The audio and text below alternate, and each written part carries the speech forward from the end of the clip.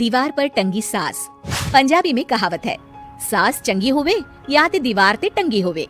संगीता की शादी भी एक ऐसे ही घर में होती है जहां उसकी सास दीवार पर टंगी होती है।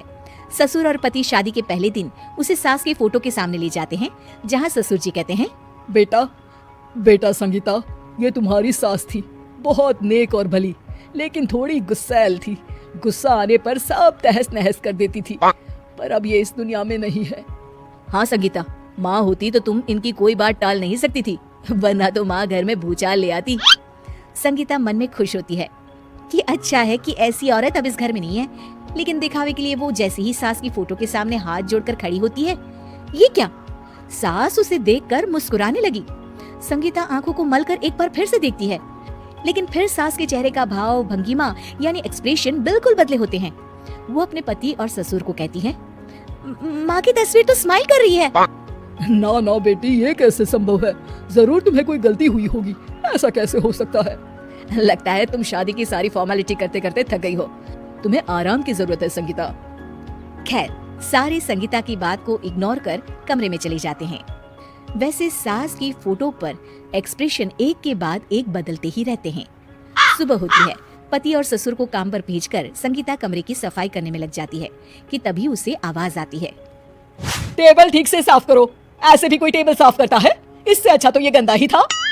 किसी औरत की आवाज सुन संगीता दंग रह जाती है और सोचने लगती है कि आवाज कहाँ से आई। आवाज को नजरअंदाज कर वो फिर से अपना काम करना शुरू करती है, लेकिन इस बार तो आवाज बिल्कुल उसके कान के पास से आती है। मेरा घर है ये, जब तक मैं थी चमका कर रखती थी, हर एक चीज शीशे की तरह थी। तुम्हें तो ना सफाई आती है ना कुछ पता है। क्यों तुम्हें मेरे घर की जिम्मेदारी दे दी गई है? पता नहीं तुमने मेरे बेटे को क्या दिखाई दिया। मैं होती तो एक से बढ़कर एक लड़कियों की लाइन लगा देती। अब संगीता को समझने में देर नहीं लगी कि ये आवाज किसी और की नहीं बल्कि उसकी सास की है, जो दीवार पर टंगी है।